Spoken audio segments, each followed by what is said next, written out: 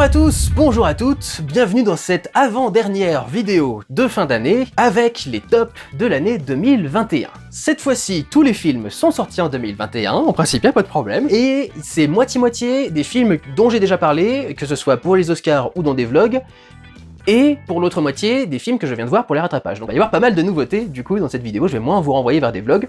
Je vais le faire, cela dit, pour les deux premières places. Passons du coup directement au numéro 10.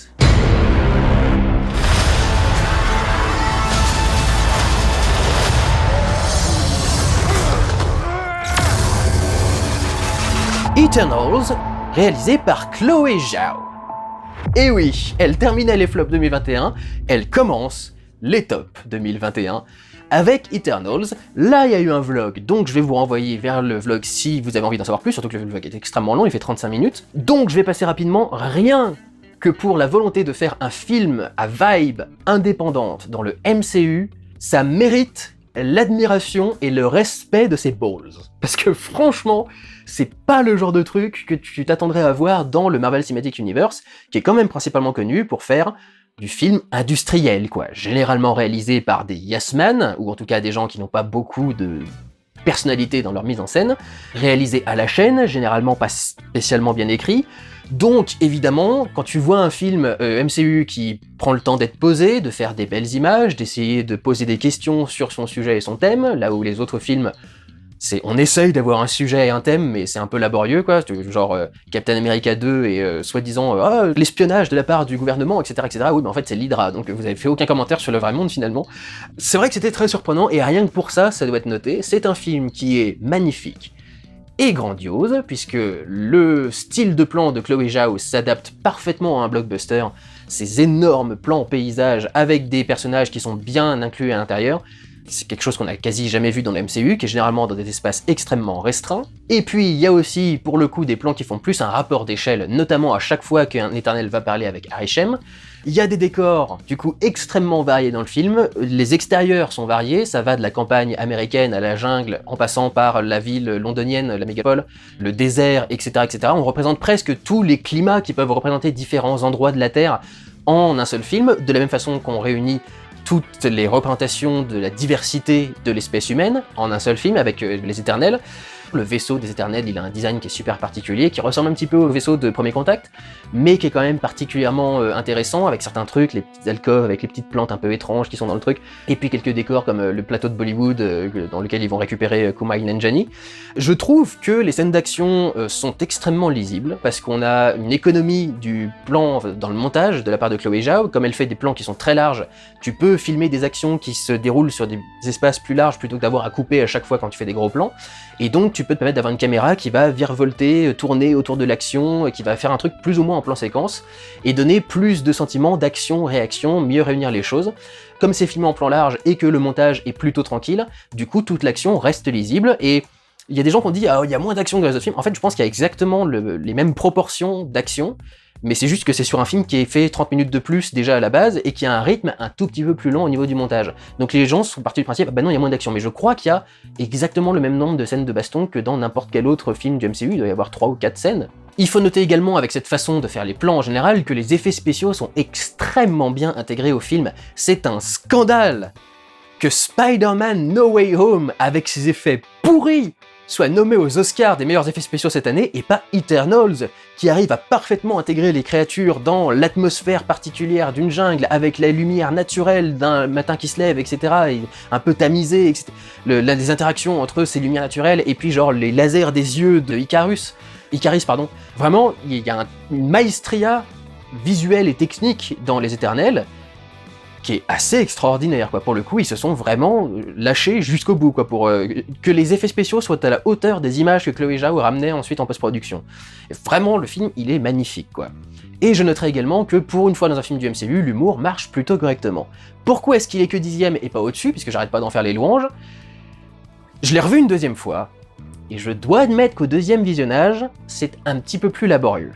Parce que comme t'as plus tout le mystère de la présentation de ce que sont les Eternals et du problème qu'ils sont en train d'affronter, du coup il y a énormément du film que tu vois en disant oui, c'est sympathique, c'est bien fait, etc. Puis le personnage est sympa, etc. Mais je sais déjà tout ça, donc vas-y, passe. Et du coup, t'es moins investi dans le truc. Et comme t'es moins investi dans la recherche de la vérité qui est dans le film, du coup, tu sens plus passer le montage un petit peu plus lent, etc., etc.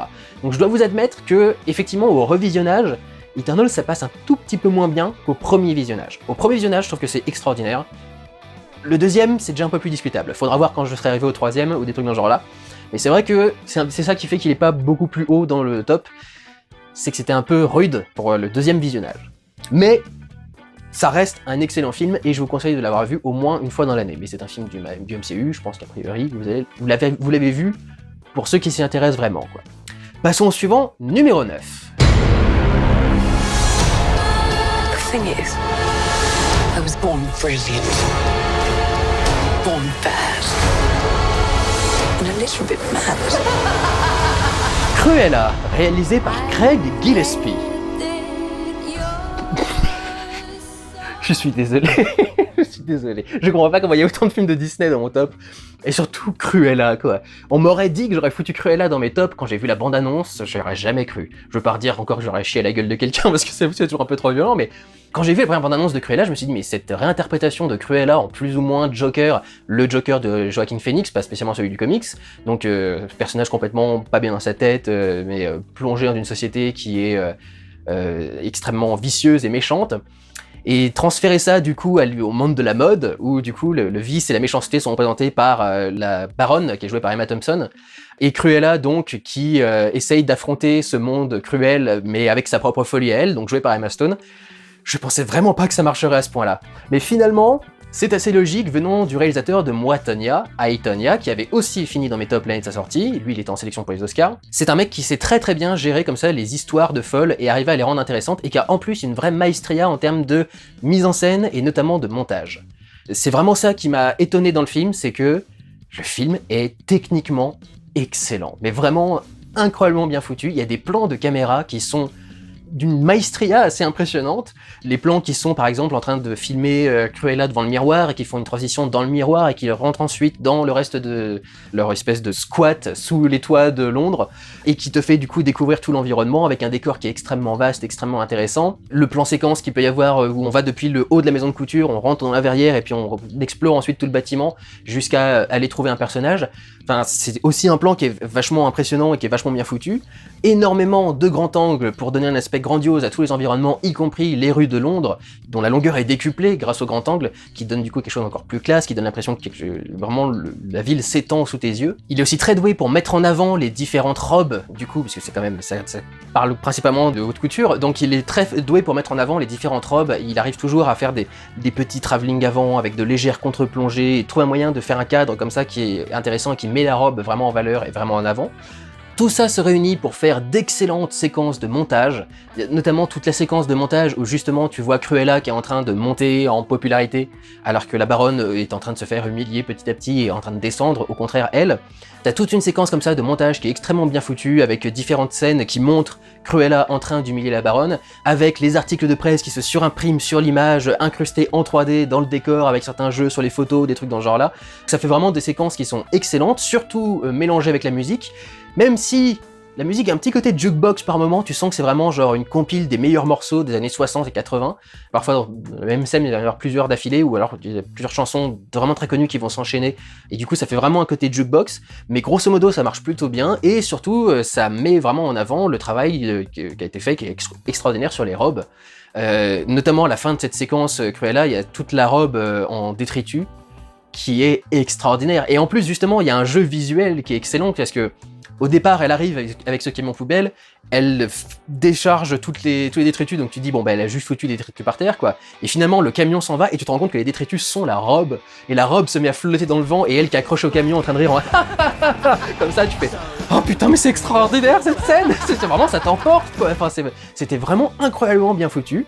Et contrairement à beaucoup de gens, je n'ai pas été déçu par la fin. J'ai trouvé que la fin au contraire était vraiment un climax et que c'était vraiment bien porté aussi. Et ça n'hésite pas à être sombre et assez dur. Il y a quand même des trucs qui sont particulièrement rudes dans ce film, notamment par rapport à ce qui entoure Cruella elle-même. Alors, ce qui entoure Cruella, mais pas pour Cruella. C'est-à-dire, effectivement, c'est le défaut du film, Cruella est trop gentille. mais autour d'elle, il y a plein de trucs qui sont particulièrement glauques et malsains, enfin je veux dire, ne serait-ce que s'il arrive à sa mère, déjà à la base, tu fais putain mais c'est quoi ce truc? C'est vraiment, c'est de l'humour noir presque, même si ça reste du coup un peu léger, c'est de l'humour noir, donc c'est quand même assez sombre, et je m'attendais pas vraiment à voir ça dans un film Disney en plus, sur une méchante. Je savais que la méchante risquait d'être édulcorée, et effectivement elle l'est un petit peu, mais je pensais pas que le film s'autoriserait quand même quelques trucs un peu sombres comme ça. Donc du coup, c'était une incroyable et très bonne surprise dans cette année. Cruella. Qui l'aurait vu venir, quoi. Le seul gros défaut, je trouve, du film, c'est les chiens en 3D qui sont dégueulasses. Tu vois toujours que le chien est en 3D quand le chien est en 3D. Il y a quelques plans où le chien est en image réelle, mais quand c'est en 3D, ça se voit immédiatement, et c'est un peu le problème, je trouve, avec ces effets spéciaux, c'est tant qu'ils sont pas absolument rigoureusement parfaits, foutez des chiens. À moins bien sûr que la scène consiste à retirer le chien à la broche, là évidemment mettez une doublure, mais sinon, enfin, mettez des vrais chiens quand même. Je suis sûr que ça coûte moins cher de payer un éleveur que de payer des infographistes à faire des faux chiens en 3D qui se voient clairement en 3D, quoi. Donc voilà, j'espère que j'ai pas pris trop de temps avec ces deux films parce qu'ils ont déjà des vlogs, mais je vous conseille vraiment énormément de regarder ces deux films Disney et MCU. C'était des très bonnes surprises dans l'année. Mais maintenant, on va passer à un contenu qui est un petit peu plus élevé quand même. Numéro 8.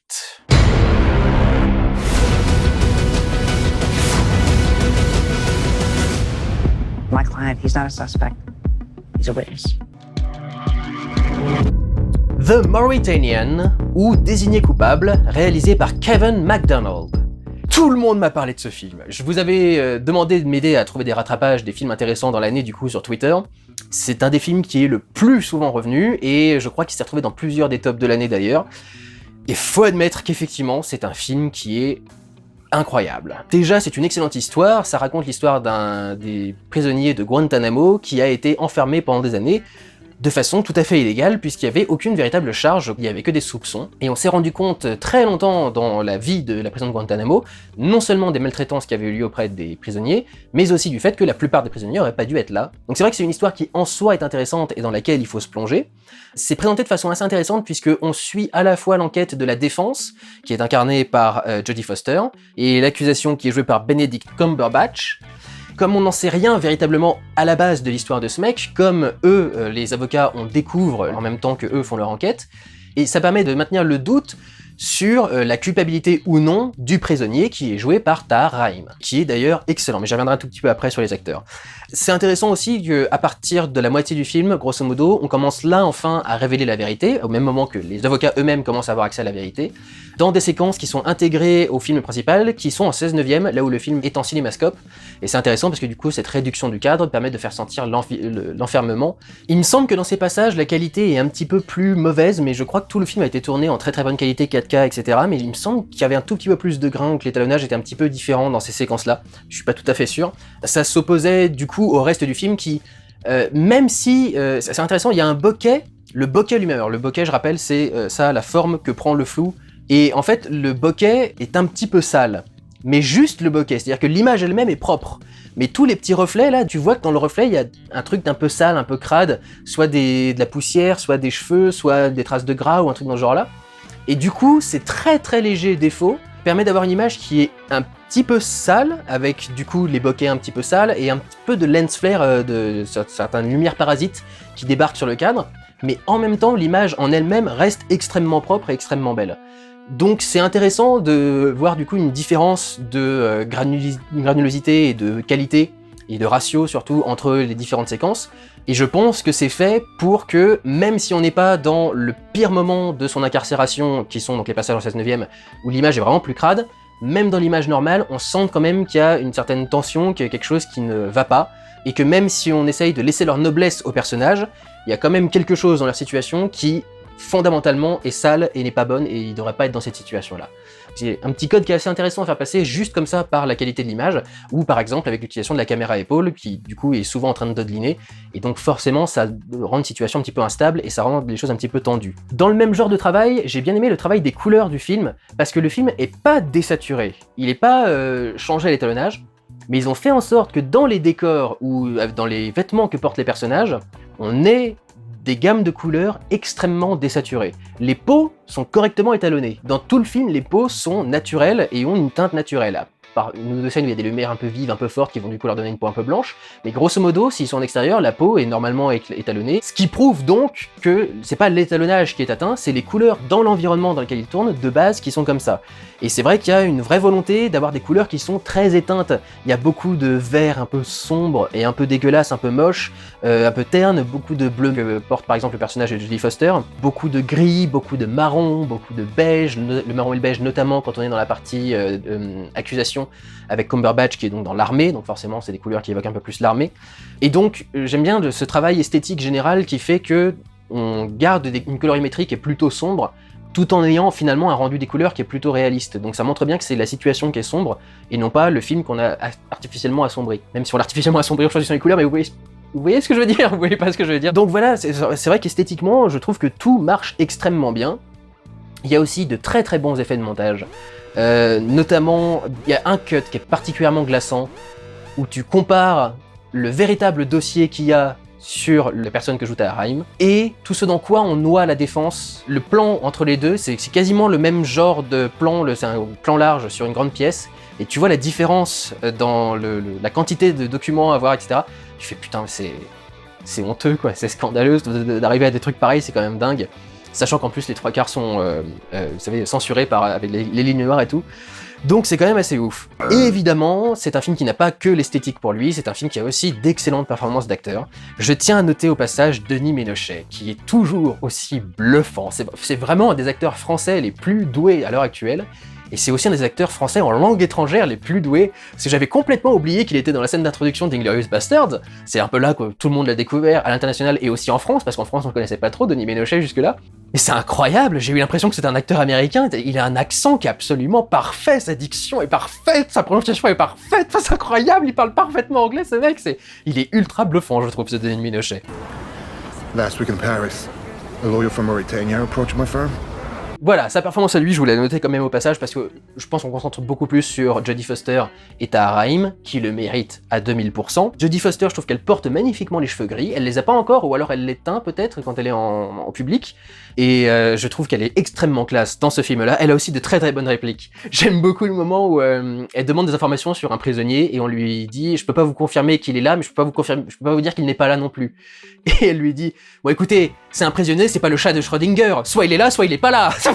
J'adorais cette réplique, elle était super bonne sortie. But he's not Schrodinger's cat, he's either there or he's not there. Et puis Cumberbatch aussi fait une prestation qui est assez intéressante, mais beaucoup moins notable, cela dit, que les autres acteurs du film. Évidemment, la grande star du film, c'est Tahar Rahim, qui joue incroyablement bien, que ce soit en français, en anglais ou... Quelle langue parle-t-il? Arabe, tout bêtement. Et il est doué dans absolument toutes les langues. Incroyable de véracité, il est extrêmement attachant.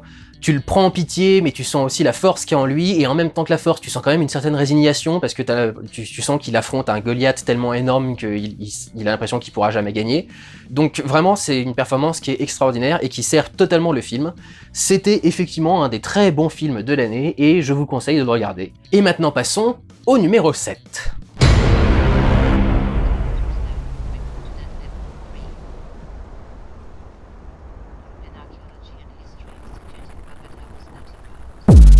Memoria, réalisé par Apichatpong Weerasethakul. Oui, je vous avoue qu'en partie, j'ai mis ce film dans ma sélection parce que j'adore le nom de ce réalisateur. Ça fait des années qu'à Cannes, notamment, j'entends parler de Apichatpong Weerasethakul, je trouve le nom extraordinaire, et que j'ai envie d'en essayer un, mais j'avais jamais jusque-là eu l'occasion d'essayer un des films d'Apichatpong Weerasethakul. Et j'ai donc essayé cette année mon premier Apichatpong Weerasethakul, et je dois dire que j'ai eu une très bonne première expérience avec son cinéma. Quand je vous ai parlé de Nomadland, du coup, avec les errances de personnages, c'est ce film-là que j'avais en tête comme autre errance de personnages. L'histoire de Memoria, c'est qu'une femme, jouée par Tilda Swinton, se réveille un matin et entend un bruit. Et en fait, elle va passer tout le film à essayer de comprendre ce qu'est ce bruit, d'où est-ce qu'il a pu venir, parce qu'elle a jamais entendu ce bruit ailleurs, et ça l'obsède. Et elle va donc explorer un peu son environnement, parler à différentes personnes pour remonter la source et expliquer quel est ce son qu'elle a entendu. C'est la définition du cinéma ou du film à ambiance. Ce sont vraiment, donc déjà des errances de personnages, donc le scénario est pas véritablement porté par quoi que ce soit, c'est pas comme si t'avais un objectif que tu voulais voir atteindre, c'est qu'à chaque scène, tu attends de voir, du coup, qu'est-ce qu'elle fait maintenant, c'est quoi le projet, où est-ce qu'elle nous a emmenés, qu'est-ce qu'on va faire, qu'est-ce qu'on va explorer, du coup, dans cette nouvelle scène. Et le rythme du film permet de totalement rentrer dans les scènes. Quasi chaque scène, à l'exception de 2 ou 3 scènes de conversation avec des personnages un peu importants pour elle, où il y aura 2 ou 3 plans, la plupart des scènes sont tournées en unique plan séquence. T'as même pas, pour la plupart, de mouvement de caméra. T'as un angle, un plan, et tu restes dessus pendant 3 à 4 minutes. Peut-être un petit peu plus même, pour certaines scènes. Et en fait, là où ça pourrait paraître lent, avec le récit qui est raconté, avec le personnage qu'on a, avec les ambiances, en vérité, tous ces plans séquences sont vraiment un cadeau parce que ça permet complètement de rentrer dans le plan. Ça permet de rendre le décor, les personnages, tangibles. Ça permet de ressentir et d'apprécier le moment que tu es en train de vivre. Il y a une scène qui montre très bien ça, c'est que donc la première chose qu'elle fait quand elle a entendu ce son, c'est de rendre visite à un ingénieur son. Elle essaye ne serait-ce que de retrouver quel type de son elle a entendu. Elle arrive en fait pendant que le mec est en train de finir de vérifier une piste sonore qui vient de mixer, une musique qui vient de mixer. Et du coup, elle débarque dans la pièce et lui dit « Écoutez, je suis juste désolé, je vous parle dans quelques secondes, mais je voudrais juste pouvoir finir ça si ça vous dérange pas. » Elle dit « Non, pas de problème. » Et tu passes 2 minutes à écouter un mec qui est en train d'écouter la musique qui vient de mixer. Et il ne se passe rien de particulier, il n'y a pas de mouvement, il n'y a pas de dialogue, t'es juste en train d'écouter la musique. Mais la musique en elle-même est tellement intéressante que t'as envie de l'écouter en fait. T'as envie d'arriver jusqu'au bout du morceau et tu te sens toi-même posé dans cette salle de mixage avec les 2 personnages à attendre que la musique s'arrête. Et ensuite, quand ils commencent à parler tous les deux et que le mec explore des banques de sons pour essayer de trouver un son qui ressemblerait le plus possible à ce qu'elle a entendu, It's like a rumble from the core of the earth. tu restes du coup fasciné par la scène parce que t'es en train de chercher toi aussi le son, tu t'écoutes comment est-ce qu'elle explique et tu te dis comment est-ce que moi j'aurais expliqué le son. Elle dit c'est un son qui était un peu plus rond et il y avait un côté un peu plus rempli de terre et de trucs dans genre. Enfin, elle donne des explications comme ça qui peuvent paraître parfois même un peu farfelues et fantasques. Mais du coup t'es vachement centré en fait sur ce qui est en train de se passer, t'es focalisé sur ce qui est en train de se passer. Et je trouve que ça se produit dans absolument toutes les scènes, notamment celles qui sont particulièrement centrées sur l'ambiance. Tu vas avoir des scènes qui vont pouvoir, comme elles sont dans la durée, filmer les changements de la lumière par exemple. Tu vas avoir un nuage qui va passer, qui va assombrir la scène et qui va sortir. Et parfois, avec la magie du cinéma, la magie des hasards que tu peux avoir pendant un tournage, le soleil se révèle juste quand la scène de conversation est finie et d'un seul coup, du coup, t'as l'impression que quelque chose de lourd vient de s'arrêter avec la fin de la conversation et que tu le respires enfin avec le soleil qui redébarque dans la scène. T'as une scène où elle est en train d'attendre, je crois que c'est son mari et sa fille ou un truc dans ce genre-là, qui n'ont aucun intérêt dans le scénario, tu les revois quasi jamais, mais il y a un moment où elle va attendre sa fille et son mari en bas de chez eux. Je crois que t'entends même pas les dialogues. Il me semble que non, parce qu'en fait, il y a une pluie diluvienne qui est en train de tomber partout, et tu rentres absolument dans cette ambiance de pluie. Je dois vous avouer que moi je suis un mec qui aime beaucoup les sons de pluie, et les bruits blancs et les trucs dans ce genre-là pour se calmer en général. Je suis quelqu'un qui est stressé de base, donc je cherche des moyens de me déstresser, et la pluie c'est un truc qui marche super bien. Et quand tu as une scène comme ça...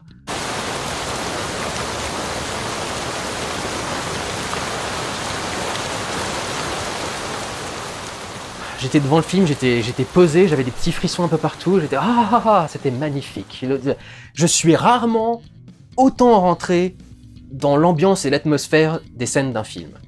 Et c'est à 200% causé par le montage et cette façon de gérer les cadres. Il y a en plus des plans qui sont extrêmement larges, puisqu'évidemment, comme les acteurs vont souvent se déplacer dedans et aller dans des endroits assez éloignés les uns des autres, il faut avoir le champ suffisant pour pouvoir les suivre dans tout ce qu'ils font. Et du coup, ça permet d'avoir des plans qui sont aussi très graphiques et qui permettent d'être très bien cadrés. Plus tu te rapproches en gros plan, plus c'est compliqué de faire une composition, parce que quand tu es proche d'un visage, c'est difficile de cadrer et de composer quelque chose avec le visage. Là, du coup, quand tu as un plan extrêmement large, tu peux parfaitement choisir tes cadres, et il y a des cadres qui sont mais sublimes. Il y a un cadre qui est dans un parc, qui fait juste un point de vue sur la ville environnante que tu vois dépasser derrière un mur, etc. C'est tellement incroyablement bien composé, t'as l'impression que c'est une peinture, quoi. T'as l'impression que tous les objets ont été placés par la main de Dieu spécifiquement dans le cadre pour que ça fasse le truc le plus parfaitement composé du monde, alors que c'est juste lui qui a réussi à trouver un angle intéressant. Ça se trouve, c'est juste une ville qu'il fréquente régulièrement, et puis il a décidé de... Je crois qu'il est thaïlandais de base, il est déjà passé par ce parc, et en passant par le parc, il s'est dit tiens, cet angle-là, il est plutôt joli, ça fait un beau cadre, etc. Si un jour je fais un film dans le coin, faudrait que je l'utilise, tu vois. Mais juste, enfin, ces plans sont extrêmement beaux, quoi, ils sont extrêmement bien composés. Et puis typiquement, je vous ai dit que c'était une errance de personnage, et je vous ai dit que mon problème avec Nomadland, c'est que les errances du personnage n'étaient pas très intéressantes. Quand elle allait bosser par exemple quelque part, t'avais pas véritablement de commentaires qui étaient faits sur là où elle bossait. Ici, c'est une errance de personnage où tous les personnages que tu rencontres sont fascinants et attachants, mais pas forcément pour l'intrigue. C'est genre, l'ingé son, tu commences à sentir à un moment que t'as l'impression qu'ils se rapprochent tous les deux, t'as l'impression qu'il y a une petite romance qui est en train de commencer à se créer. Et en fait, même si le film va pas jusqu'au bout, même si on n'a jamais rendu les choses concrètes, t'as senti juste cette alchimie en train de se développer entre les personnages, et ça les a rendus attachants et sympathiques, quoi. T'as un autre mec, tu te dis, c'est qui ce mec random, qu'est-ce qu'on en a à foutre, du mec qui est en train de nettoyer son poisson au bord d'un petit ruisseau, d'un truc dans ce genre-là. Et d'un seul coup, le mec se met à te raconter que, en fait, quand il touche les objets, il peut sentir le passé des objets, et du coup, il peut te raconter, genre, ultra précisément, qu'est-ce qui s'est passé avec ce caillou, pourquoi il s'est retrouvé par terre, c'est le caillou qui a servi à perforer le crâne de machin quand il s'est fait tabasser par quelque chose. Enfin, il y a tout un tas de trucs absolument dingues comme ça, c'est pareil, le mec il dit, en fait, je ne dors pas, quand je dors, je suis mort et tout. Montrez-moi, enfin, allez-y, dormez. Et le mec s'allonge, et genre, t'as un plan de 5 minutes sur lui, mais t'es fasciné par le fait de voir qu'il ne bouge pas d'un millimètre. Mais c'est quoi ce truc? Soit l'acteur est incroyablement doué, soit il y a un trucage où on a figé l'image autour de lui, mais tu vois très bien que les bouts d'herbe à côté sont en train de bouger, etc. Donc le mec a l'air mort, et il a d'autant plus l'air mort que le plan dure incroyablement longtemps, et qu'à aucun moment tu le vois respirer, tu vois sa cage thoracique bouger, etc. Donc, enfin, tous ces choix de mise en scène se complètent extrêmement bien, et arrivent à un résultat qui est fascinant et ultra envoûtant, et dans lequel t'as vraiment envie de rentrer. Mais alors, c'est un peu le truc des errances. Si vous avez déjà vu des films d'Antonioni, par exemple, c'est un peu le truc, c'est que la réponse est rarement satisfaisante, parce que l'intérêt du film, c'est l'errance, c'est pas la réponse. L'intérêt du film, c'est quelque chose à motiver le personnage à avancer, à faire des rencontres. Et en fait, ce quelque chose, on s'en fout. C'est juste la motivation. C'est presque un peu comme le MacGuffin dans le cinéma d'action. Le truc, du coup, c'est que donc la fin risque d'en surprendre quelques-uns. Alors, je vais lancer une partie spoiler, parce que j'ai quand même assez envie d'en parler. Après 2 heures et quelques de film, à chercher l'origine du son, à chercher une explication, etc., à rencontrer des personnages avec qui elle va avoir une petite romance, ou qui vont lui raconter le passé de je sais pas trop quoi, des espèces de chamans. D'un seul coup, t'as un plan qui t'explique d'où vient le son, et l'origine du son, c'est ça!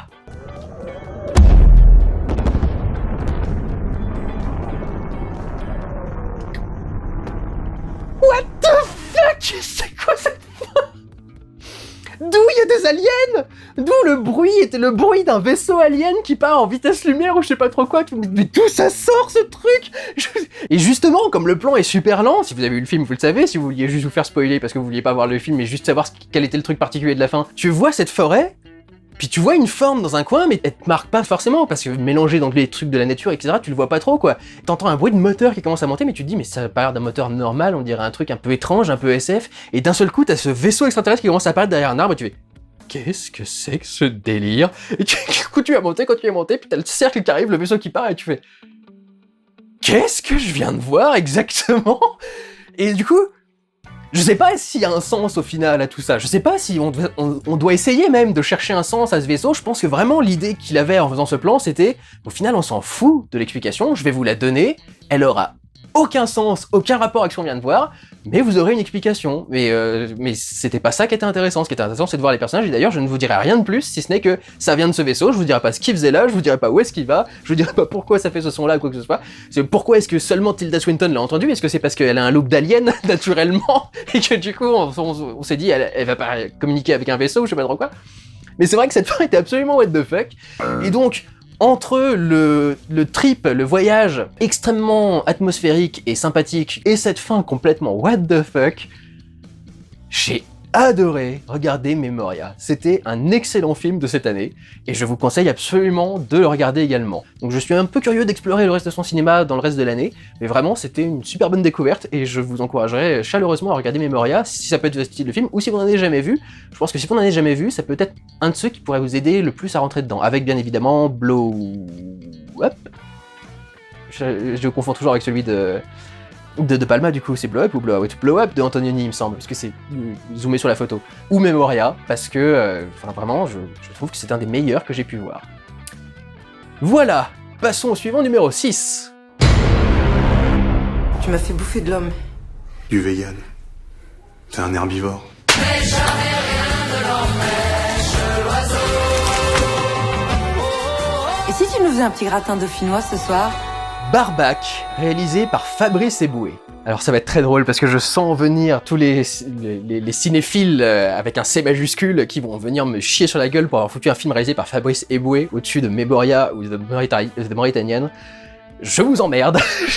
J'aime beaucoup l'humour noir. Et ce film, c'est un petit concentré d'humour noir. Absolument délicieux. Aussi mordant pour les véganes que pour les carnivores, parce que donc l'histoire de base, c'est un truc qui a failli énerver beaucoup de gens, de base juste avec le sujet, c'est que donc on a un boucher qui, pour sauver sa boucherie, se met à vendre de la viande de vegan, et la viande de vegan fait un succès monstre, et du coup lui et sa femme commencent à devenir des tueurs en série qui tuent des véganes pour remplir leur boucherie. Du coup il y a plein de gens qui ont entendu ce résumé, qui ont fait « Ah, c'est un film bêtement anti-vegan, etc. etc. » Les carnivores en prennent autant, voire plus dans la gueule, que les véganes. Il y a effectivement quelques répliques sur les véganes, mais c'est pas du tout un film politique. C'est pas du tout un film qui veut pas faire passer un message sur est-ce qu'il faut être carniste ou est-ce qu'il faut être herbivore. Ma démarche est personnelle et j'estime que je dois l'imposer à personne. Du coup, ma chérie, je te serre la cuisse comme d'habitude. Bah non. Mais puisqu'il te dit que c'est une démarche personnelle. Bah oui, mais justement. Si elle mange de la viande et qu'après elle m'embrasse, c'est comme si j'en mangeais. C'est pas du tout le centre du truc. Le but, c'est de raconter une comédie noire. Habille-toi, on y va. On va où? Faire une démarche personnelle. De faire de l'humour noir. Ça évoque énormément Delicatessen. Tout en étant légèrement moins sombre que Delicatessen quand même, qui était une ambiance généralement sombre, ne serait-ce que le fait que ça se passait pendant la guerre, au milieu d'une espèce de champ de ruines, etc. Là, ça se passe dans notre monde à nous, donc ça coûte moins cher aussi. Mais c'est aussi, du coup, de fait, un petit peu moins sombre. Mais ça m'évoque totalement ce style d'humour-là. Il y a des séquences qui sont particulièrement malsaines et glauques. Il y a quand même toute une séquence où t'as un mari et sa femme, donc les deux héros du film, donc c'est Fabrice Eboué et Marina Foïs, qui sont excellents tous les deux. Marina Foïs en particulier, mais ils sont tous les deux excellents. Et t'as quand même cette scène où ils sont en train de découper du vegan tout en s'essuyant amoureusement les gouttes de sang sur le nez et les machins avec un grand sourire comme si c'était genre la soirée la plus romantique de leur vie. C'est quand même des trucs qui sont assez glauques. Ce qui m'a fait le plus marrer, presque, c'est que du coup les deux deviennent des tueurs en série. Et en fait, ils deviennent des tueurs en série en bonne partie parce que le personnage de Marina Foïs est fasciné par les faits divers et les histoires de tueurs en série, et notamment par cette émission culte pour tous ceux qui sont fascinés par ça, Faites entrer l'accusé.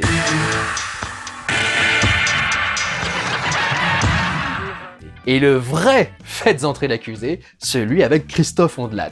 Parce que la demoiselle qui remplace maintenant là, elle est sympathique, elle fait le taf, et lui, il mettait la gravitas dans le fait divers. Pendant plus de 3 mois, ce couple d'apparence sympathique a exécuté et consommé plus d'une trentaine de véganes. Il y a des références à Faites entrer l'accusé absolument partout. Jean-Paul Émile, le fossoyeur du Vaucluse.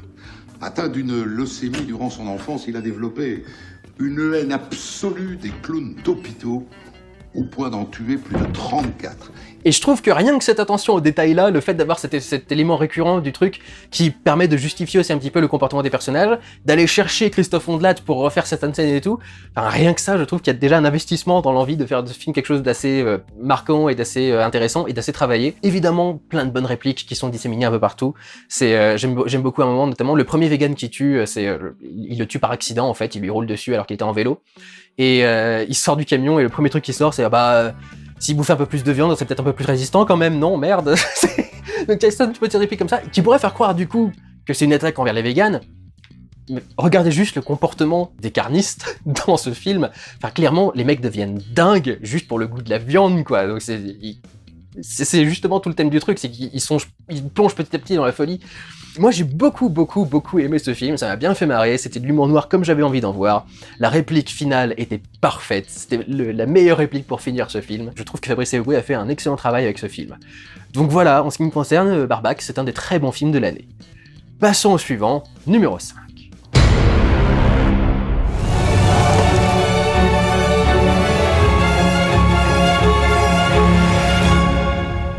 La Fracture, réalisée par Catherine Corsini.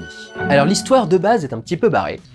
Ça commence avec un couple qui est formé par Valeria Bruni Tedeschi et Marina Foïs, qui revient donc dans les tops, qui sont en train de se séparer en ce moment, Et Valeria Bruni Tedeschi a un souci, elle fait une chute dans la rue en essayant de courir après sa copine. Elles se rendent donc toutes les deux à l'hôpital, puisque elle est vraiment très très mal tombée, la Valeria Bruni Tedeschi, et à l'hôpital, elle tombe sur Pio Marmaille, qui est un gilet jaune, un chauffeur de poids lourd qui est venu pour une des premières grosses manifestations gilets jaunes. Et en fait, tout le film va se dérouler dans l'hôpital, le soir d'une grande manifestation qui dérape complètement avec les forces de l'ordre qui chargent sur les manifestants et les manifestants qui du coup cherchent à se cacher, cherchent à se réfugier et veulent évidemment soigner leurs blessures.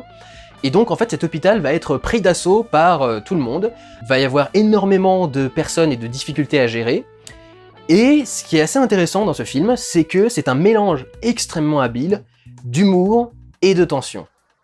D'un côté, il y a une comédie. Comme on n'en fait plus beaucoup, ça faisait très longtemps que j'avais pas vu une comédie comme ça, où tu sens que il y a aucun message partisan, et pourtant vu le sujet il pourrait y en avoir, hein, parce qu'il y a une manif de gilets jaunes et il y a des riches du coup qui sont là à l'hôpital, clairement des gens qui sont beaucoup plus aisés, mais pourtant tu sens pas de message politique, tout le monde en prend pour son grade. Aussi bien les gilets jaunes que les bourgeois, et en même temps, tout le monde est aussi mis en avant.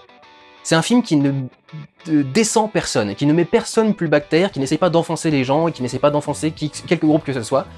Tout le monde peut aller en salle voir ce film et rigoler. Et je trouve que rien que ça, avoir une comédie qui est vraiment presque universelle à l'heure actuelle en France, avec en plus un sujet comme celui-là, rien que pour cet exploit-là, tous les personnages ont des côtés un peu ridicules et des côtés appréciables, notamment la Valeria Bruni Tedeschi qui est à mourir de rire pendant tout le film parce qu'elle est complètement défoncée pendant les 3 quarts du truc, donc elle sait même pas ce qu'elle dit, et elle a des répliques qui sont tellement dingues, elle a une façon de parler très particulière, Valeria Bruni Tedeschi, qui est commune à la famille Bruni en général d'ailleurs, t'as l'impression, avec Carla Bruni aussi, qui a une voix extrêmement fluette et quasi inexistante, et Bruni Tedeschi c'est un petit peu un mélange de ça, et aussi d'une voix qui peut se permettre d'aller plus loin et s'énerver, etc. Et elle a toujours des répliques qui font mouche, elle a toujours des réactions qui marchent super bien. Le personnage de Pio Marmaille, il a un côté un petit peu pathétique, mais en même temps on le respecte et on va lui rendre quelques lettres de noblesse et on va justement aussi mettre en avant un peu son discours à lui et sa façon de voir le monde. Donc vraiment tu sens que personne n'est maltraité dans ce film, tu sens que tout le monde a sa place et qu'on rit avec eux et pas forcément d'eux. C'est-à-dire que même quand on rit d'un personnage, c'est parce que toute la salle est en train de rire d'un truc, parce que le truc qu'il a fait est vraiment en soi très con et ne l'engage pas politiquement ou dans tel ou tel truc, c'est juste, il a fait un truc un peu con et du coup tout le monde rigole quoi. À votre âge, vous savez même pourquoi vous battez, mais c'est pathétique. Mon âge de quoi? Vous me faites chier avec mon âge. Donc j'ai vraiment trouvé que ça marchait extrêmement bien, et en même temps cette comédie est mélangée donc à un film qui est extrêmement tendu, et je trouve qu'il y a un énorme talent dont fait preuve la réalisatrice ici, pour filmer des scènes de chaos d'une façon qui reste compréhensible et lisible.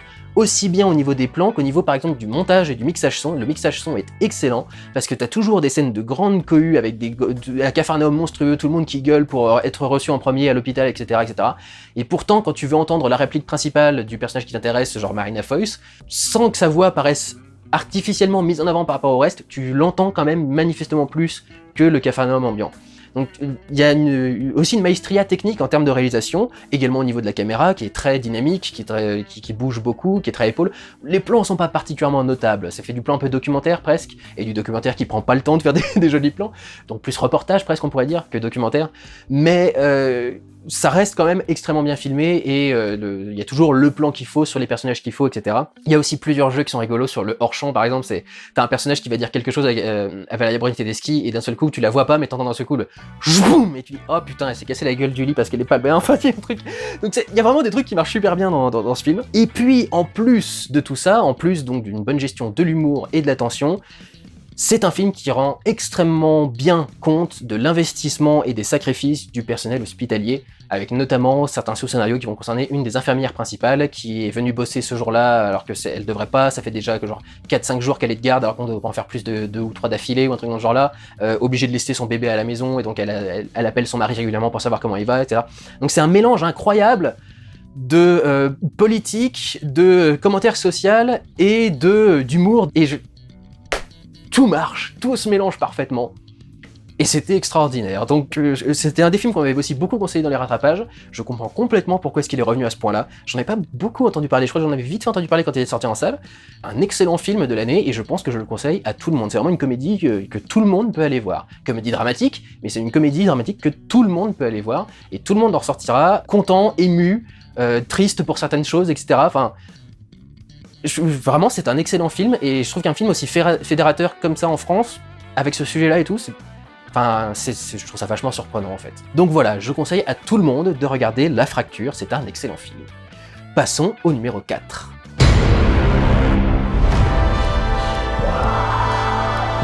You have to face this. I am facing this. I am facing it.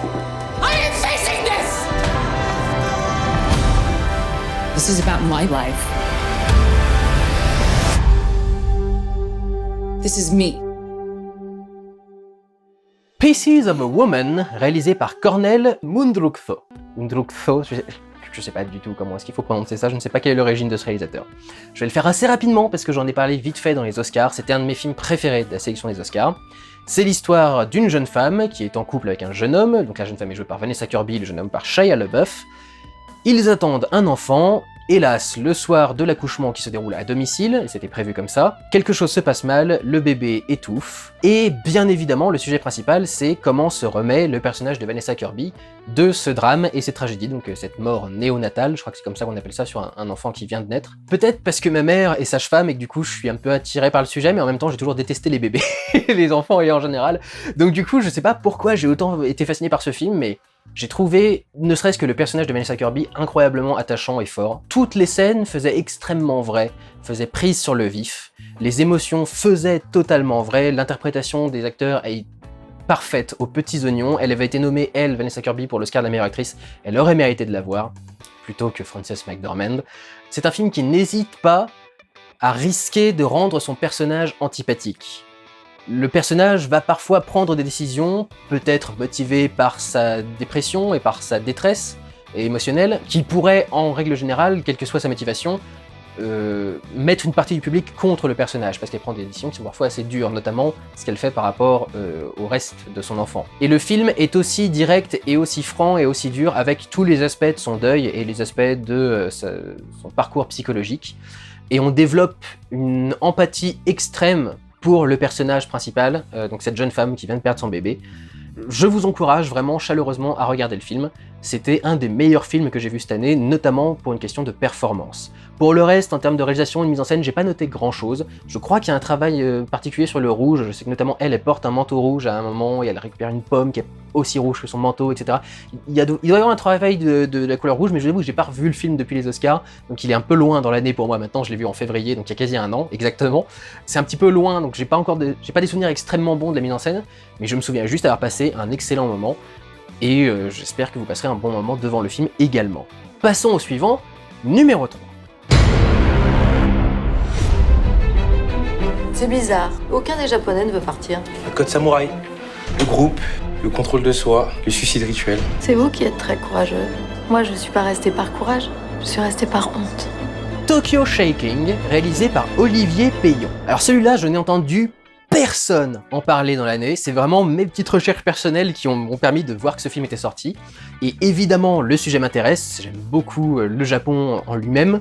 L'histoire suit donc une Française, Alexandra, qui travaille pour une banque française également au Japon, et qui se retrouve le 11 mars 2011 en plein dans le tremblement de terre extrêmement violent qui a provoqué le tsunami qui a dévasté une bonne partie de Tokyo et des côtes japonaises, et qui a provoqué l'incident de la centrale nucléaire de Fukushima, qui a marqué les esprits d'absolument tout le monde, mais c'est vrai qu'on n'a jamais vraiment eu de film sur ce sujet qui soit sorti chez nous, et notamment qui présente, comme ce film-là, un point de vue français sur les événements qui se sont déroulés au Japon à cette époque-là.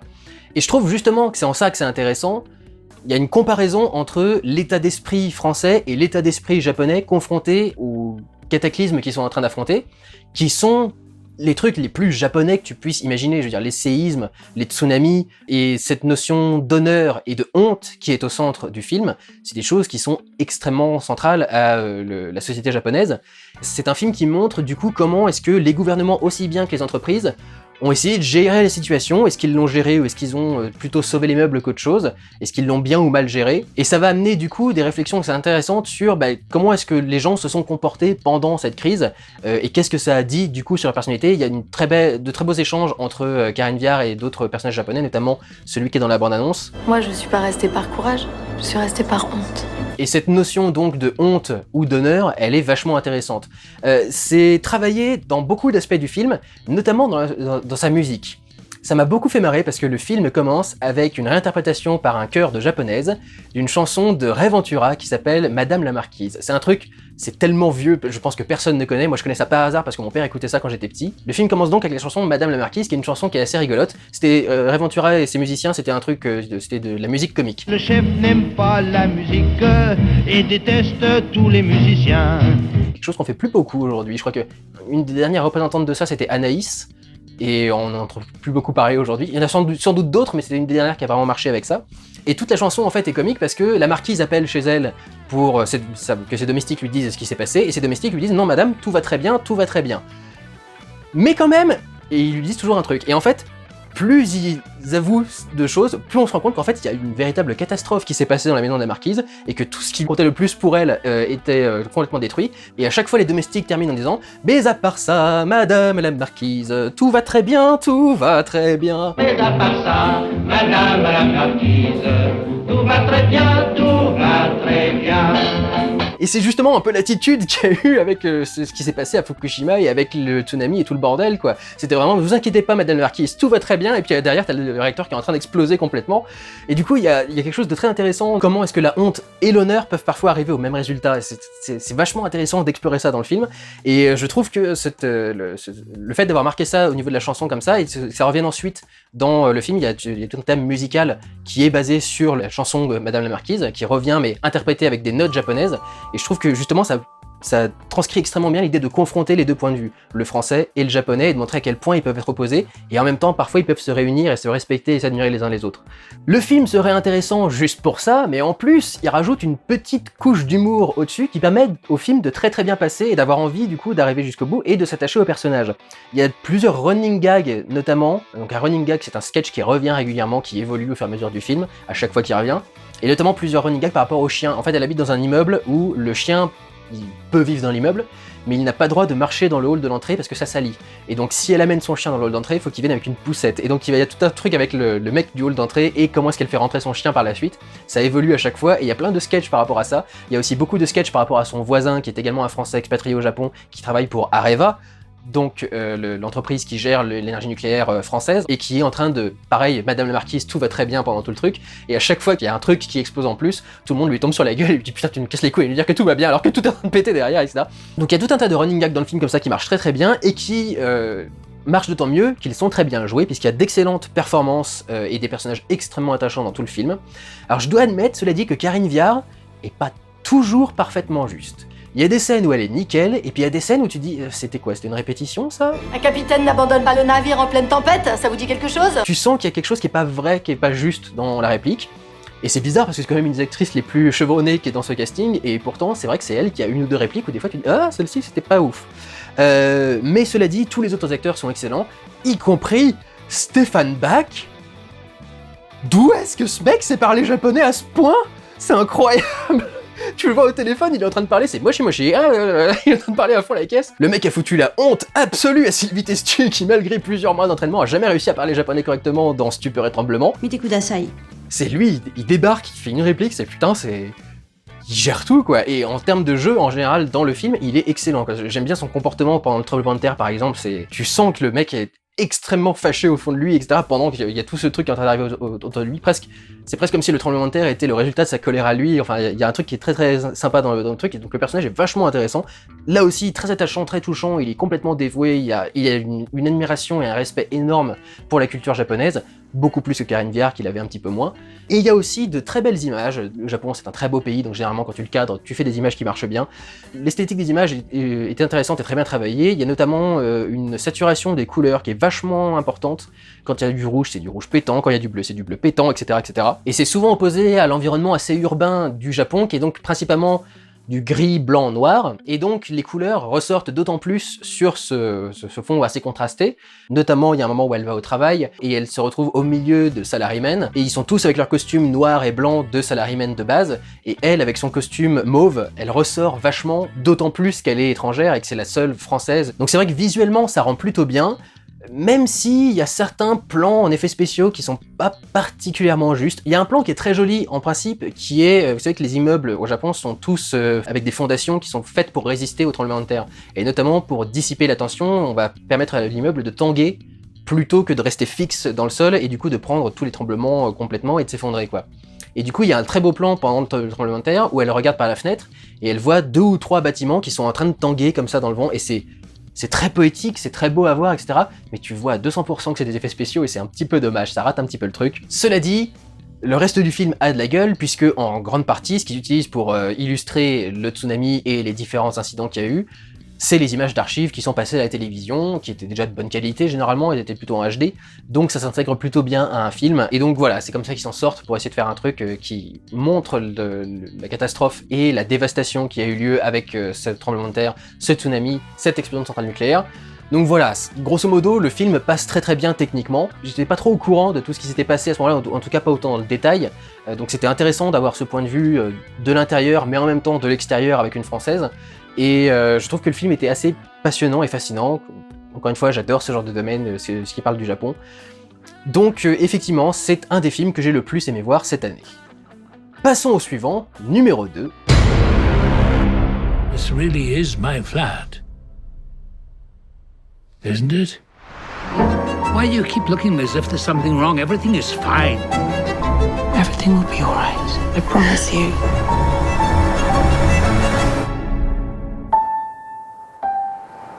The Father, réalisé par Florian Zeller. Il était dans les Oscars, donc je vais passer assez rapidement. C'est une plongée extraordinaire et magnifique dans l'esprit d'une personne qui est en train de le perdre. Le personnage principal est joué par Anthony Hopkins. C'est un vieux monsieur qui commence à devenir sénile et Alzheimer, et qui commence du coup à avoir du mal à se souvenir des visages, à se souvenir des noms, à se souvenir des événements, et surtout à se souvenir de la chronologie des événements. C'est une adaptation de sa propre pièce de théâtre par Florian Zeller, qui est à la base auteur de livres, il me semble. Je connais des personnes qui ont vu la pièce de théâtre et qui m'ont dit à quel point c'était différent du film lui-même et à quel point ça avait été changé. Et tu vois qu'il a très bien changé les choses, s'il les a changées, si tu ne sais pas que les choses étaient différemment avant, parce que toute la narration passe par les capacités visuelles et du montage du cinéma. Pour te rendre la désorientation géographique du personnage, on va faire des cuts avec le même personnage, mais dans des lieux différents. On va changer les acteurs entre 2 cuts. Juste changer un acteur, ça pourrait se faire en théâtre, mais changer un acteur au milieu d'un cut, c'est pas quelque chose qui peut se faire aussi facilement. Et donc tous ces artifices te permettent de véritablement comprendre ce qui se passe dans la tête d'une personne qui est en train de commencer à perdre la boule. C'est évidemment servi par une excellente performance de la part d'Anthony Hopkins, qui méritait à 200% son Oscar. Mais il y avait Chadwick Boseman cette année, donc ça aurait été mieux que ça lui aille à lui. Anthony Hopkins, il a eu le temps d'en avoir d'autres, il a encore le temps d'en avoir d'autres, et il s'en fout de toute façon. Mais c'est vrai qu'il a une performance extraordinaire, c'est un personnage extrêmement attachant, extrêmement touchant, malgré ses colères, parce qu'il a aussi de grosses tristesses, et puis il a aussi certaines choses qu'il subit dans sa vie, qui ne sont pas forcément très agréables, et qui développent du coup de l'empathie pour le personnage. Empathie qui se développe naturellement par le fait qu'il soit de toute façon malade à la base. Tu sais que déjà de base c'est quelqu'un qui a une vie difficile parce que il est en train de perdre les repères qui l'ancrent à la réalité quotidienne. Donc c'est un très beau film, extrêmement bien interprété, extrêmement bien réalisé, et il mérite tous ses Oscars au niveau de l'acteur et de l'adaptation. Il en mériterait plus même, parce qu'effectivement tout le film repose sur des mécanismes véritablement de cinéma et pas juste des mécanismes de narration littéraire ou de narration théâtrale. Donc c'était vraiment un très très bon film de cette année. C'est en plus le premier film de Florian Zeller, c'est surprenant. Je crois qu'il a bien marché en salle en plus quand il est ressorti. Je conseille à tout le monde de rattraper. Et puis nous arrivons au top du top, le meilleur film de l'année.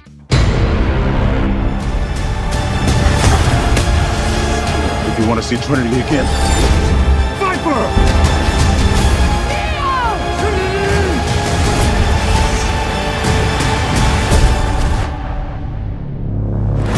Matrix Resurrections, réalisé par Lana Wachowski.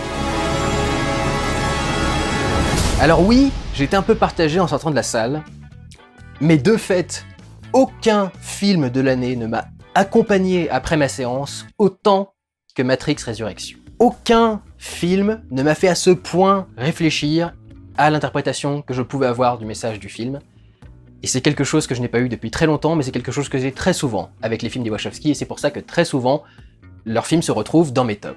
Les films des Wachowski, c'est des films qui me marquent toujours, et même quand je sors de la salle un petit peu déçu, je suis obligé de rester avec le film en tête. Finalement, ce que j'ai à reprocher au film, quand tu y réfléchis 2 secondes et que tu réfléchis au message, est justifié. Alors juste au passage, spoiler, au cas où vous voudriez pas vous faire spoiler ce qui se passe dans le film, le côté par exemple des combats un peu plus brouillons, à cause de plans qui étaient beaucoup plus rapprochés et d'un rythme de montage qui était un peu plus dynamique, peut-être trop rapide, c'est justifié ces choix de mise en scène parce que la nouvelle matrice qui a été mise en place dans ce film est une matrice qui est plus axée sur la satisfaction des émotions.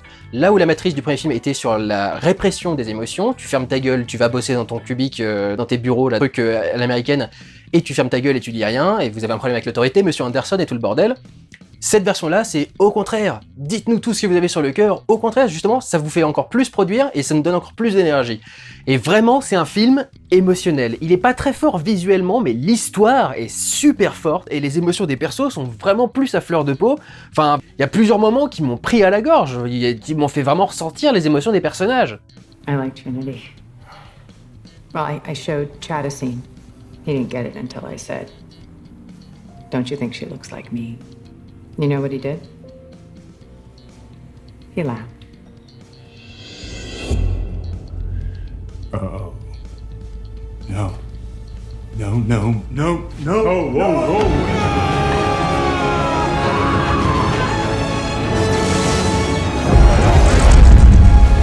Et donc, dans cette volonté de matrice plus émotionnelle, une mise en scène plus axée sur l'émotion, où on est plus proche des personnages et moins dans des grands plans assez larges, très composés, très jolis, mais peut-être un peu froids, bah finalement ça a du sens. Alors, ça reste toujours des combats qui sont un petit peu saccadés, et pas filmés de façon particulièrement esthétique. Mais je pense que c'est à 200% inclus dans le message de Lana Wachowski. Il y a une raison pour choisir cette mise en scène particulière. Il y a une autre raison, c'est qu'elle a un nouveau chef-op qu'elle a rencontré avec Sense8, et qui lui est à fond dans la lumière réaliste, la lumière naturelle, et le plus possible de décors réels et trucs dans ce genre-là. Ce que elle aimait pas du tout, c'était plutôt une réalisatrice de studio, Lana, et sa sœur Lily. Elles ont complètement fait un virage au niveau de leur style de réalisation. Peut-être aussi que le style de Matrix a changé à cause de ça, mais il y a très clairement une volonté qui est inclue dans le scénario de présenter une matrice différente et qui implique une mise en scène différente du coup. Je vous dirais qu'en plus, plus je revois les scènes d'action, mieux elles passent. Au final, plus tu les connais, plus tu les vois, mieux ça passe. Mais il y en a quand même certaines qui sont quasi inregardables, genre la scène du train.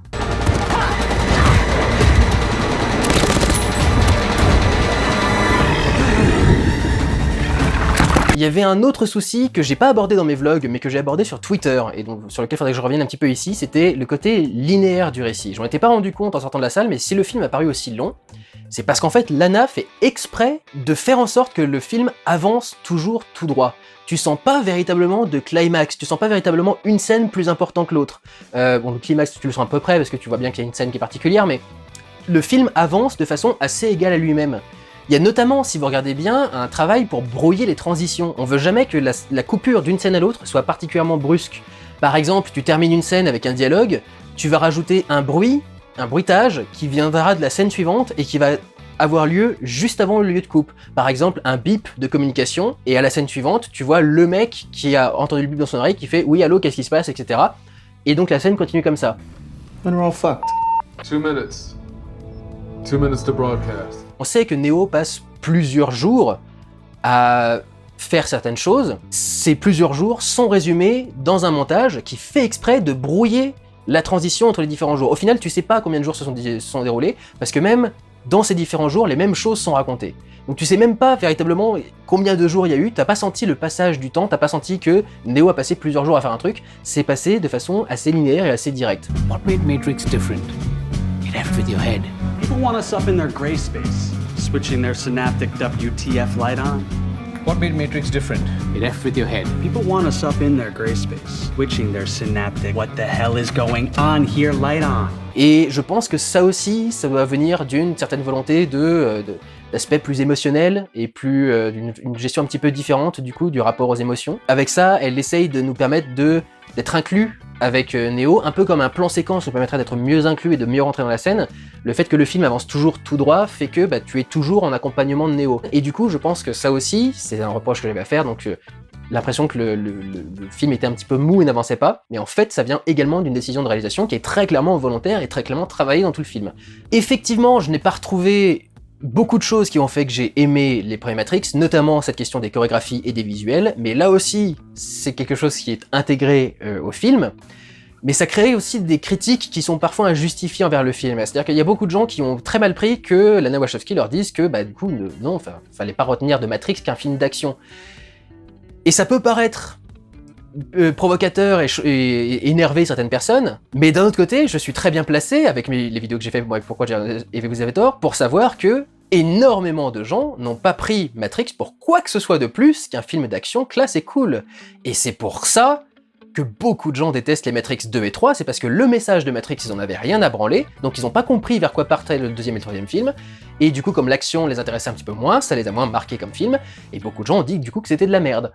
Et c'est pas mal de la part d'une réalisatrice ou d'un réalisateur de venir dire « écoutez, je suis désolé, mais mon film, vous l'avez un petit peu mal compris ». Faut pas retenir de ça qu'il fallait pas du tout apprécier l'action et l'esthétique des films. Il y a notamment un personnage qui est joué par cet acteur allemand qui joue dans Sense8, je ne me souviens plus de son nom, Max Riemelt ou un truc dans ce genre-là, qui dit à un moment au personnage de Neo « Est-ce que c'est vrai que tu pouvais voler ?» Et Neo lui dit « Oui », et il fait « Cool. » Bon, pardon... Cool. Et donc c'est ça le truc, c'est oui, bien sûr, c'était cool qu'il puisse voler, oui, bien sûr, les scènes d'action étaient classe, mais si t'as retenu que ça, t'es passé à côté du film. Et je trouve pas ça si dommage de le dire dans un film. Et moi, du coup, j'étais particulièrement satisfait devant ma séance de remarquer que j'avais tout compris de comment est-ce qu'il fallait traiter Sion, de comment... Tout ça, j'avais tout compris, quoi. Je suis tellement content, tellement fier de moi, de me dire, moi, j'avais bien compris le message. Et justement, du coup, moi, ça me déçoit pas plus que ça, au final, de pas avoir de meilleures scènes d'action. Parce que le message était aussi important pour moi que le reste des scènes d'action. Et donc, du coup, s'il n'y a pas les scènes d'action ou si elles sont moins bonnes, bon, ça m'ennuie. Et le message des Wachowski est infiniment plus intéressant que ça, quoi. Je trouve qu'il attire beaucoup de critiques absolument injustifiées. Notamment l'idée qu'elle aurait volontairement saboté le film.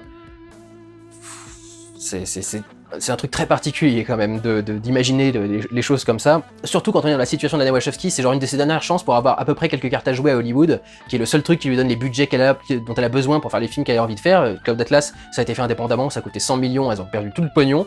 Enfin, elles aimeraient bien avoir le soutien d'Hollywood, quoi, donc elle va pas aller saboter sa dernière carte. Par contre, elle a très clairement une volonté de mise en scène qui est pas celle que vous vouliez et qui peut-être a desservi le film, mais elle a pas saboté le film, elle a changé de style. Et il y a aussi, par exemple, la critique que j'ai vu revenir très souvent les clips qui reviennent, et donc le film n'est qu'une réinterprétation, une régurgitation du premier Matrix tel quel. Et tu mets pas du tout. Déjà, les clips eux-mêmes, ils servent à quelque chose, ils annoncent une lecture en plus au plan que tu es en train de voir. Quand il rentre dans le bureau de son patron et qu'il est en train de sortir la réplique Billions of people just living out their lives, oblivious. Billions of people just living out their lives, oblivious. Le cut sur l'agent Smith te fait comprendre que ce personnage est une rémanence de l'agent Smith.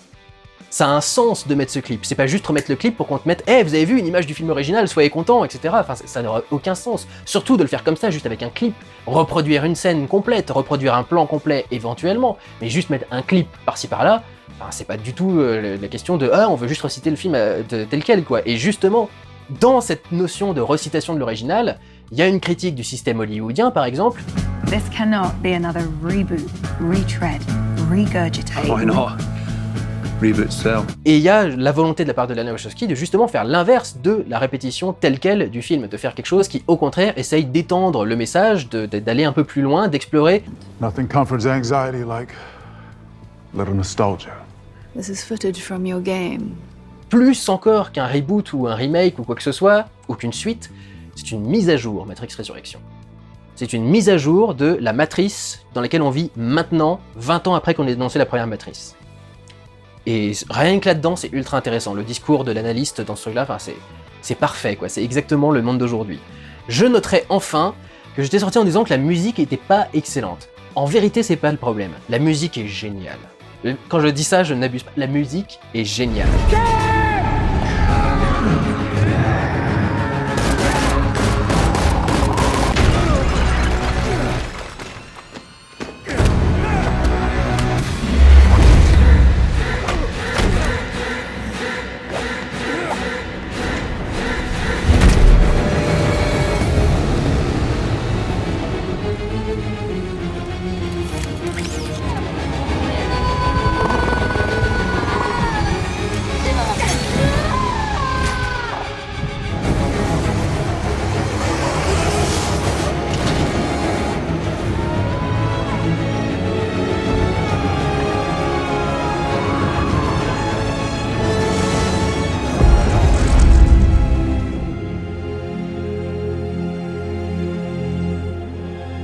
problème, c'est que tout le film est mixé à l'ancienne. Quand je dis à l'ancienne, c'est qu'en fait, c'est mixé comme quand on faisait des films stéréo à l'époque. Vous savez que depuis qu'on est passé au 5.1, je pense que vous avez tous eu ce problème, quand vous regardez un film sur votre télévision ou sur votre 5.1, il y a des moments où vous baissez le son et vous montez le son pendant le film, parce que dès qu'une scène d'action commence, le son est ultra fort et ça vous pète les oreilles, et en même temps, dès qu'il y a une scène de dialogue, c'est beaucoup trop bas et donc vous êtes obligé de remonter à fond le son pour entendre ce qui se dit. C'est fait pour que la salle puisse t'en mettre plein les oreilles, mais effectivement quand tu écoutes chez toi, c'est très chiant, parce que c'est très chiant par rapport aux voisins par exemple, quand tu mets le volume à fond et d'un seul coup t'as une explosion qui débarque, les voisins ils viennent un peu te faire chier, c'est pour ça qu'il faut parfois activer le mode night sur votre ampli son, mais là pour le coup, Matrix Résurrection, il est mixé à l'ancienne, comme s'il avait été fait en stéréo, c'est-à-dire que les musiques ne seront jamais infiniment plus fortes que les dialogues ou les bruitages. Tous vont arriver à peu près au même endroit, tout est à peu près normalisé pour que ce soit toujours à peu près au même niveau et qu'il n'y en ait jamais un qui dépasse de l'autre.